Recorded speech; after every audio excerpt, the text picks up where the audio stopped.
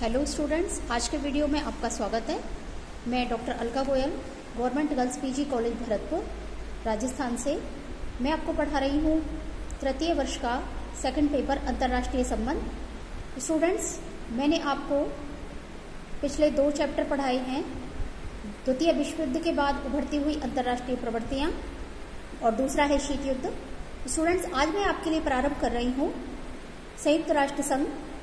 संयुक्त राष्ट्र संघ की स्थापना ऐसे समय में हुई जब द्वितीय विश्व युद्ध अपने भीषणतापूर्ण में सारे विश्व को आतंकित कर रहा था। जर्मनी, इटली, जापान के मित्र राष्ट्रों जापान के धुरी राष्ट्रों की सम्मिलित शक्ति का सामना करने के लिए ब्रिटेन, अमेरिका और अन्य मित्र राष्ट्रों की सारी शक्ति लगी हुई थी। और इसी स्थिति में कि ये युद्ध जो है वो मित्र राष्ट्रों के द्वारा जीता जाए, संयुक्त राज्य अमेरिका के सैन फ्रांसिस्को नगर में 1 जनवरी 1942 को ब्रिटेन, सोवियत संघ, चीन तथा अन्य 26 मित्र राष्ट्रों के प्रतिनिधियों का एक सम्मेलन हुआ और जिसमें यह निर्णय हुआ कि ये राष्ट्र सम्मिलित होकर के धुरी राष्ट्रों का मुकाबला करेंगे। इस संगठन को संयुक्त राष्ट्र अथवा यूनाइटेड नेशंस का नाम अमेरिका के तत्कालीन राष्ट्रपति फ्रैंकलिन डी रूजवेल्ट द्वारा दिया गया। इसके कई सम्मेलन हुए, ये तो एक सम्मेलन था, इसके अन्य भी सम्मेलन हुए थे। जैसे कि 30 अक्टूबर 1943 को संयुक्त राज्य अमेरिका, इंग्लैंड और सोवियत संघ की सरकारों ने अपने अपने विदेश मंत्रियों के माध्यम से एक संयुक्त घोषणा की। इस घोषणा में कहा गया कि जितनी जल्दी संभव हो सके एक अंतर्राष्ट्रीय संगठन की स्थापना की आवश्यकता महसूस कर रहे हैं। इसके अलावा संयुक्त राष्ट्र की रूपरेखा का निर्माण करने के लिए बड़े राष्ट्र के प्रतिनिधियों का एक सम्मेलन 21 अगस्त 1944 को वाशिंगटन के डम्बाल्टन ओक्स भवन में हुआ, जो 7 अक्टूबर 1944 तक चला। इस सम्मेलन में यह स्वीकार किया गया कि संयुक्त राष्ट्र संघ का कार्यक्षेत्र न केवल अंतर्राष्ट्रीय शांति और व्यवस्था होगी, अपितु इसका कार्य आर्थिक, सामाजिक प्रश्नों पर अंतर्राष्ट्रीय सहयोग को बढ़ावा देना भी रखा जाएगा।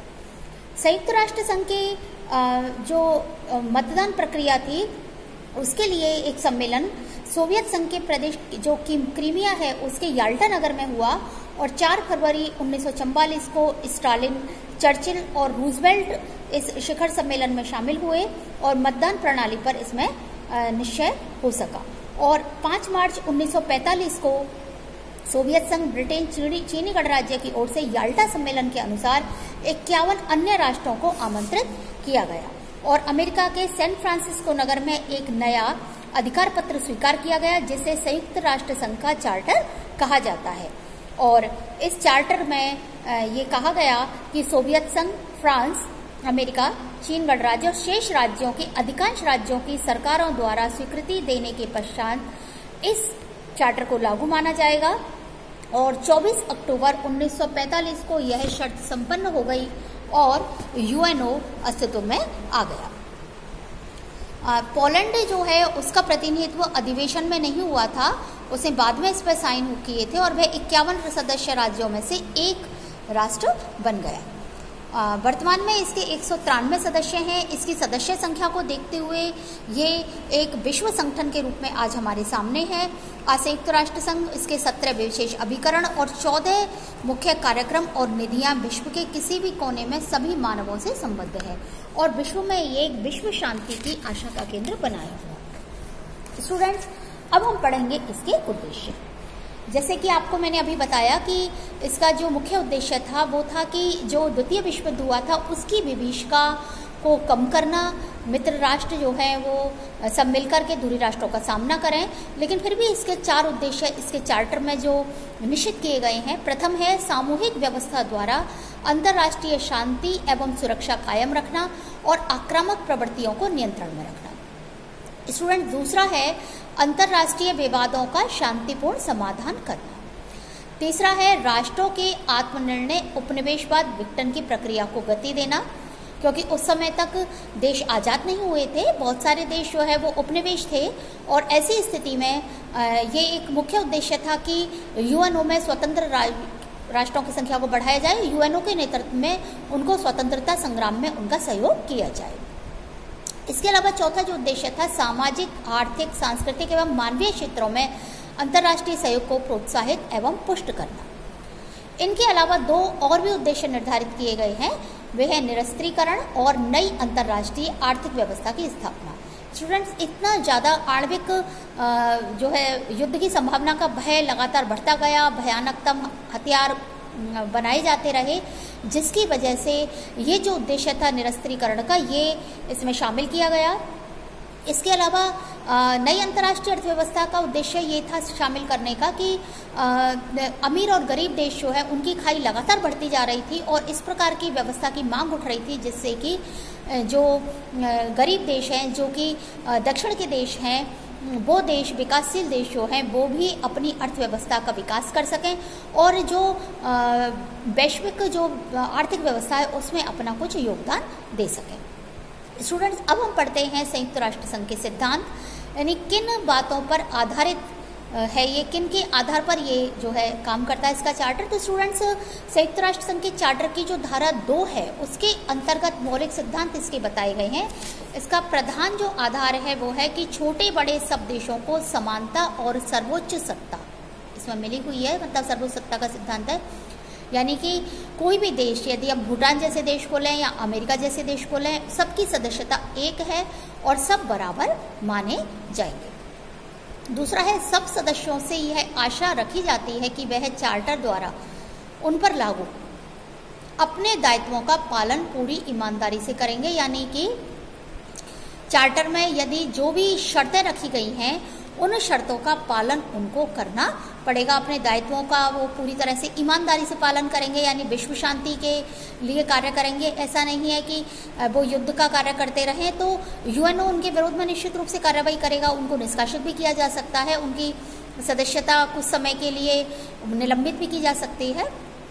इसके अलावा तीसरा जो सिद्धांत है कि सभी सदस्य देश अंतर्राष्ट्रीय झगड़ों का निपटारा शांतिपूर्ण साधनों से करेंगे, यानी सभी देश जो है वो शांतिपूर्ण साधनों से इसका निपटारा करेंगे। ऐसा नहीं है कि लड़ाई झगड़ा, जैसे मैंने अभी आपको बताया कि युद्ध का वातावरण नहीं होगा, क्योंकि यूएनओ की स्थापना ही शांति के लिए हुई है। तो शांतिपूर्ण साधनों से अंतर्राष्ट्रीय झगड़े का निपटारा, जैसे कि वार्ता है, मध्यस्थता है, पत्र व्यवहार है, या फिर कुछ नहीं हो तो प्रतिबंध लगा देंगे, आर्थिक है, सामाजिक है, या अन्य कोई प्रतिबंध जो लगाए जाते हैं। तो युद्ध तो अंतिम साधन होगा, शांतिपूर्ण तरीके से निपटारे की कोशिश करेंगे। इसके अलावा सभी राष्ट्र जो हैं वो संयुक्त राष्ट्र संघ के उद्देश्यों के प्रतिकूल कोई भी कार्य नहीं करेंगे और किसी की भी स्वतंत्रता का हनन करने के लिए ना तो आक्रमण करेंगे, ना धमकी देंगे, ना कोई ऐसा मतलब कोई भी कार्य नहीं करेंगे जिससे कि जो है स्वतंत्रता हनन का कोई भी कार्य हो। इसके अलावा कोई भी देश चार्टर के प्रतिकूल काम करने वालों की सहायता भी नहीं करेगा, मतलब केवल यही नहीं है कि खुद नहीं कर रहा है, वो किसी की सहायता नहीं करेगा, चाहे वो देश यूएनओ के मेंबर हो चाहे नहीं हो। इसके अलावा संयुक्त राष्ट्र संघ इसका सदस्य ना बनने वालों पर भी अंतर्राष्ट्रीय शांति और सुरक्षा वाले जो सिद्धांत है उनका पालन कराएगा। जैसे ताइवान इसका मेंबर नहीं है, या वेटिकन सिटी नहीं है, या अन्य कई राज्य इसके मेंबर नहीं है, तो ऐसा नहीं है कि वो इसके नियमों का पालन नहीं करेंगे। सभी को इसके उद्देश्यों का, इसके नियमों का, सिद्धांतों के अनुसार चलना पड़ेगा। इसके अलावा संयुक्त राष्ट्र संघ किसी भी देश के घरेलू मामले में हस्तक्षेप नहीं करेगा। तो ये घरेलू मामला यानी ये उसका अपना विवाद है, अपने देश में कई तरह के विवाद समस्याएं चलती रहती है, यूएनओ को इनसे कोई मतलब नहीं है। लेकिन स्टूडेंट्स, ये जो विवाद है, मतलब घरेलू विवाद का जो मामला है, घरेलू मामले हैं, तो ये बड़ा विवादास्पद रहा है, क्योंकि यूएनओ का इस मामले में थोड़ा सा ये रहा है कि कभी तो वो किसी को घरेलू विवाद मान लेता है और कभी किसी को अंतर्राष्ट्रीय विवाद मानता है। जैसे कि हमारे कश्मीर को कभी घरेलू विवाद नाम दे दिया जाता है और कभी अंतर्राष्ट्रीय झगड़े का नाम दे दिया जाता है। तो ये थोड़ा सा विवादास्पद बिंदु है और इसमें काफ़ी मतलब बातचीत हुई है, कुछ प्रगति भी हुई है इसके संबंध में। तो स्टूडेंट्स, ये तो हुए इसके उद्देश्य और सिद्धांत।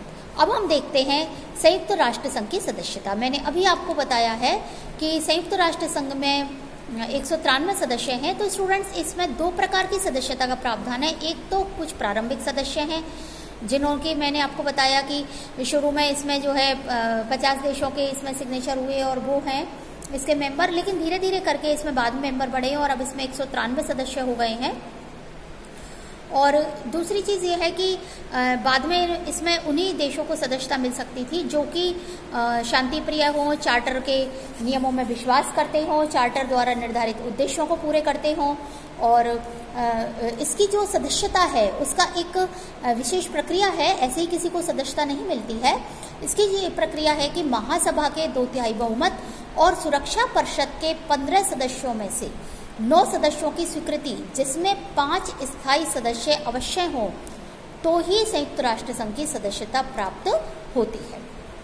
महासभा में निर्णय के पूर्व भी सुरक्षा परिषद की स्वीकृति आवश्यक है, यानी सुरक्षा परिषद की सिफारिश पर ही महासभा किसी राज्य को सदस्यता प्रदान कर सकती है। इस पर सुरक्षा परिषद के 5 स्थायी सदस्य जो हैं उनको वीटो प्राप्त है। वीटो यानी निषेधाधिकार। ये जो 5 स्थायी सदस्य, मैं आगे आपको इनको विस्तार से बताऊंगी। सोवियत संघ तो अब नहीं है, तो उसके स्थान पर अब रूस आ गया है। तो रूस और साम्यवादी चीन भी अब 1971 के बाद आ गया है, क्योंकि पहले राष्ट्रवादी चीन था और बाकी के जो 3 राष्ट्र हैं यानी संयुक्त राज्य अमेरिका, ग्रेट ब्रिटेन और फ्रांस, ये पहले से है। यानी 5 राष्ट्र जो हैं इसके सदस्य, मतलब स्थायी सदस्य जिनको की वीटो पावर प्राप्त है। स्टूडेंट्स, इसके सदस्यों का निलंबन भी हो सकता है और महासभा द्वारा इसका निलंबन किया जा सकता है। हालांकि चार्टर में सदस्यता समाप्त करने के संबंध में कोई जो है नियम नहीं है, लेकिन चार्टर की धारा 5 और 6 के अनुसार संघ के किसी भी सदस्य देश को चार्टर के सिद्धांतों का निरंतर उल्लंघन करने पर सुरक्षा परिषद की सिफारिश पर महासभा द्वारा सदस्यता से वंचित किया जा सकता है। उसकी सुविधाओं पर भी बंधन लगाया जा सकता है और सुरक्षा परिषद की सदस्यता भी निलंबित की जा सकती है और पुनः स्थापित भी की जा सकती है। जैसे कि यूगोस्लाविया को सुरक्षा परिषद की सदस्य सिफारिश पर संघ की सदस्यता से वंचित कर दिया गया और दोबारा से 2000 में 1992 में निलंबित किया गया, 2000 में दोबारा इसको ले लिया गया। तो इस तरह से सदस्यता को निलंबित भी किया जा सकता है। और एक और है कि सदस्यता का प्रत्याहरण, यानी चाहे तो विड्रॉल भी सदस्य कर सकते हैं, लेकिन यूएनओ में इस संबंध में कोई भी अभी तक मतलब कोई प्रोविज़न नहीं है। हालांकि इंडोनेशिया इसमें 1965 में एक बार उसने सदस्यता का प्रत्याहार किया, 1 वर्ष बाद वो दोबारा वापस आ गया। तो इसमें ऐसा कुछ लिखा हुआ नहीं है कि सदस्यता का प्रत्याहरण किस रूप में किया जाए। इसके अलावा सदस्यता के संबंध में कुछ विवाद जरूर रहे हैं। जैसे चीन की सदस्यता पर बहुत विवाद रहा था, क्योंकि मैंने अभी आपको बताया कि जो स्थायी सदस्य हैं उसमें पहले राष्ट्रवादी चीन था, साम्यवादी चीन नहीं था, और चीन दोनों ही अपने आप को जो है असली चीन होने का दावा कर रहे थे। तो ऐसी स्थिति में अमेरिका जो था वो साम्यवादी चीन को मान्यता नहीं दे रहा था और 1971 तक उसने इसको मान्यता नहीं दी, इसके विरोध में वीटो का प्रयोग करता रहा। और सितंबर 1971 में चीन की साम्यवादी सरकार इससे अलग रही और जब धीरे धीरे करके अमेरिका और चीन के संबंधों में सुधार होने लगा तो 1971 में जो साम्यवादी चीन है उसको सदस्यता प्रदान की गई। और इसी प्रकार सदस्यों के निष्कासन के संबंध में भी कुछ चार्टर के अनुच्छेद 6 में उल्लेख है और इसके अनुसार यदि कोई भी सदस्य जानबूझकर तथा लगातार चार्टर में वर्णित सिद्धांतों का उल्लंघन करता है तो सुरक्षा परिषद की सिफारिश पर महासभा द्वारा संस्था से निकाला जा सकता है। चूंकि सदस्यों का निष्कासन एक बहुत महत्वपूर्ण प्रश्न है, इसके लिए सुरक्षा परिषद के 9 सदस्यों की सकारात्मक सहमति, जिसमें कि 5 स्थायी सदस्य शामिल होने चाहिए और महासभा का निर्णय 2/3 बहुमत से होना ही चाहिए। यानी कुछ महत्वपूर्ण प्रश्न जब मैं आपको महासभा बताऊंगी स्टूडेंट्स, तो मैं आपको इसके बारे में और विस्तार से बताऊंगी कि जो कुछ महत्वपूर्ण प्रश्न है, जैसे मैंने अभी आपको कई सारे प्रश्न बताए हैं, सदस्यों की सदस्यता है, सदस्यों का प्रत्याहरण है, सदस्यों का निलंबन है, सदस्यों का निष्कासन है। तो ये बहुत सारे महत्वपूर्ण प्रश्न हैं। इसके अलावा बजट संबंधी प्रश्न है। इसके अलावा सदस्यों का जैसे महासभा में सदस्यता तो है ही, सुरक्षा परिषद में जो मेंबर हैं उनकी सदस्यता है। इसके अलावा जो आर्थिक सामाजिक परिषद की सदस्यता है, इसके अलावा न्यास परिषद की सदस्यता है, अंतर्राष्ट्रीय न्यायालय की न्यायाधीशों की सदस्यता है। इनके सबका जो निर्णय होता है, ये सारे महत्वपूर्ण प्रश्न हैं, तो इनको मैं अभी आपको आगे बताऊंगी। स्टूडेंट्स, अब हम पढ़ते हैं संयुक्त राष्ट्र संघ के अंग। अभी मैंने आपको इनका जैसे हल्का सा परिचय दिया था। संयुक्त राष्ट्र संघ के 6 अंग निश्चित किए गए थे और